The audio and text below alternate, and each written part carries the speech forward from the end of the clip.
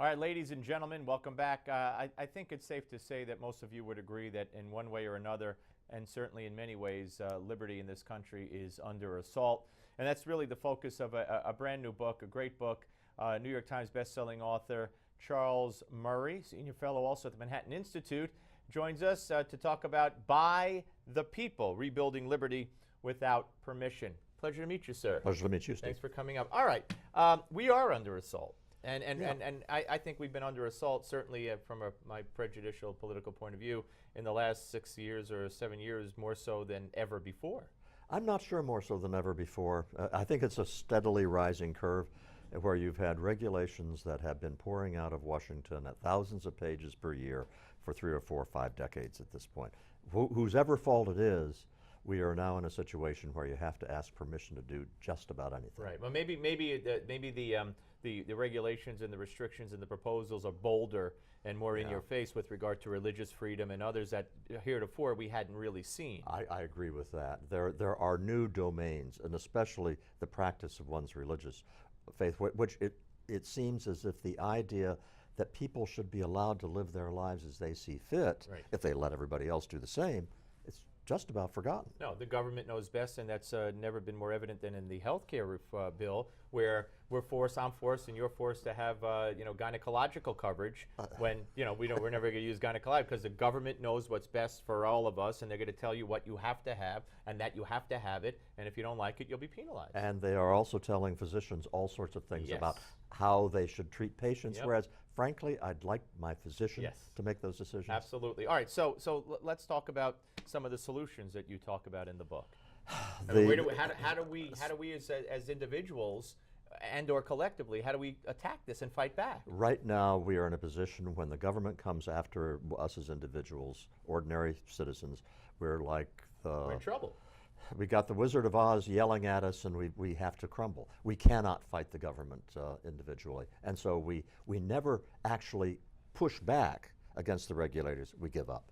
What if somebody appeared magically when we're being pestered for a meaningless regulation and said, we're taking this guy's case, we are going to litigate it to the max, we're going to publicize it, we're going to make trouble for you, and if at the end you fine him, we're going to reimburse his fine. That was the kernel of the idea. I want a foundation that will bring lots and lots of cases when regulations have been violated that are stupid or pointless and haven't harmed anybody. I want to give the bureaucrats a reason to say to themselves, do I really want to get into this? Yeah. And you know what? We don't have to elect a Republican Congress to do this. We don't have to elect a Republican president. Well, then how do we do it? Private sector?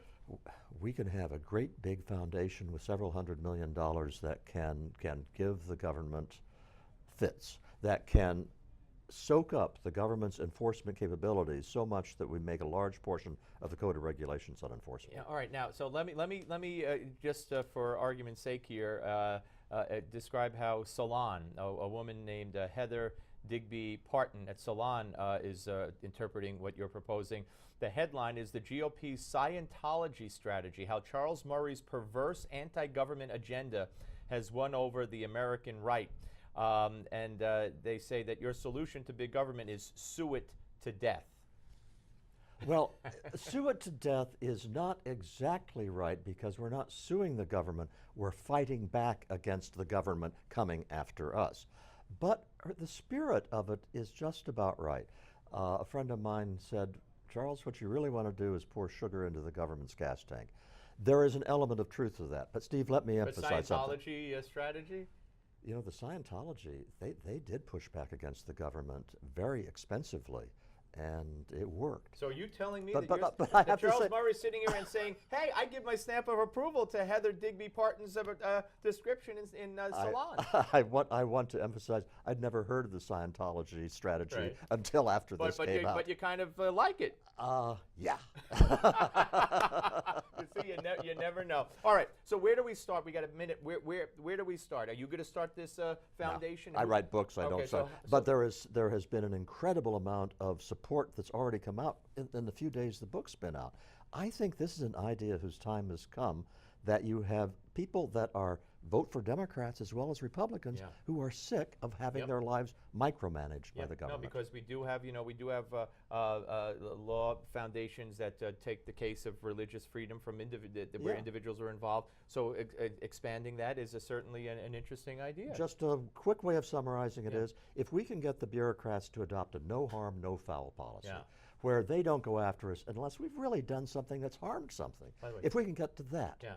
be a big improvement. Great broadcasting voice, by the way. Thank you. Yeah, great to see you, sir. Steve, Nice thank you. meeting you. All right, Charles Murray, ladies and gentlemen, and the book again, By the People. There it is on your TV screen. When we come back, the co-founder emeritus of PJ Media, Roger Simon, he's got a whole new thing going on at PJ. We'll talk about it.